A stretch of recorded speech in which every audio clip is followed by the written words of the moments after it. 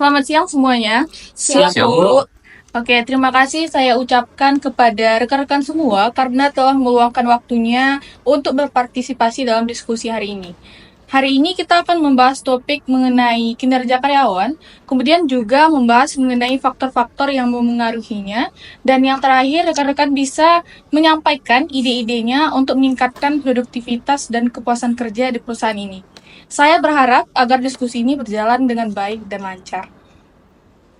Sebelum kita mulai diskusinya, lebih baik perkenalkan diri terlebih dahulu. Bisa dari Anda? Perkenalkan, selamat siang. Perkenalkan, nama saya Muhammad Adil Fauza. Saya dari bagian pemasaran dan saya sudah bergabung selama 2 tahun. Oke. Baik, siang semuanya. Perkenalkan, saya Putra dari Divisi Keuangan. Di perusahaan ini saya sudah selama 3 tahun. Nama saya Karina Putri, saya bekerja di tim pengembangan produk. Saya sudah bekerja hampir 5 tahun di perusahaan ini. Nama saya Reisha Salsabila, saya dari divisi SDM. Saya sudah 4 tahun bekerja di perusahaan ini. Perkenalkan, nama saya Nabil dari Divisi Teknis. Saya baru saja menyelesaikan tahun pertama saya di perusahaan ini. Oke, terima kasih atas perkenalannya. Selanjutnya kita akan masuk ke sesi diskusinya. Saya akan mengajukan beberapa pertanyaan. Pertanyaan pertama yaitu, menurut rekan-rekan, apa faktor utama yang memengaruhi kinerja karyawan? Mungkin bisa dari Anda. Menurut saya faktor utama yaitu komunikasi antar divisi. Ada kadangkala pesan atau instruksi yang diberikan itu tidak sejalan dan itu bisa membuat istilahnya itu kayak kekacauan dalam menjalani tugas. Oke, berarti di sini komunikasi menjadi perhatian utama Anda. Selanjutnya mungkin Anda. Ya, saya setuju dengan apa yang disampaikan oleh rekan Radit tadi. Namun selain itu, beban kerja yang tidak merata pada setiap karyawan juga dapat mempengaruhi kinerja mereka. Contohnya ada beberapa karyawan yang mendapatkan beban kerja yang lumayan berat, dan ada juga karyawan yang mendapatkan beban kerja yang ringan. Oke, berarti beban kerja yang tidak merata juga menjadi tantangan. Selanjutnya mungkin Anda. Dari sudut pandang saya, kurangnya dukungan dari manajemen dapat memengaruhi kinerja. Saya merasa bimbingan dari atasan saja tidak cukup, apalagi saat kita merasakan masalah yang cukup kompleks dalam perusahaan ini. Oke, berarti dukungan manajemen juga menjadi faktor penting di sini. Selanjutnya, Saya rasa antara pekerjaan dan juga kehidupan pribadi itu harus seimbang. Karena saya melihat banyak dari karyawan memiliki waktu kerja yang berlebihan. Itu dapat menurunkan semangat kerja dan juga produktivitas karyawan sendiri. oke, berarti keseimbangan antara kehidupan dan pekerjaan itu perlu, dan ini juga menjadi faktor yang sering dibahas dalam beberapa diskusi. Selanjutnya, Saya sangat setuju dengan yang lainnya. Selain itu, saya merasa perusahaan perlu memberikan lebih banyak pelatihan agar kita siap menghadapi perubahan dan tuntutan kerja yang semakin tinggi. oke, menarik. Pelatihan yang lebih sering ternyata juga menjadi perhatian kita. Sekarang mari kita bahas lebih lanjut mengenai dukungan dari manajemen. Apakah Anda merasa mendapat bimbingan yang cukup untuk mencapai target kerja? Mulai dari Anda. Saya merasa bimbingan dari manajemen masih kurang, karena kadang-kadang kita dibiarkan menyelesaikan masalah sendiri tanpa arahan yang jelas. Oke, Terutama ketika kita sedang menghadapi masalah atau tantangan-tantangan yang baru. berarti bimbingan perlu ditingkatkan lagi. Selanjutnya, Saya setuju dengan Putra, bimbingan dan dukungan dari manajemen harus lebih terarah dan terutin.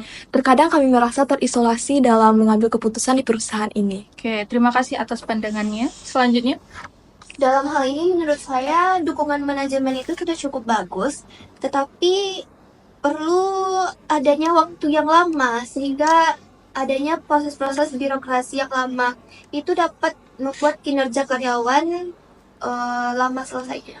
oke, berarti di sini Anda menyoroti masalah birokrasi yang memperlambat proses pengambilan keputusan, begitu.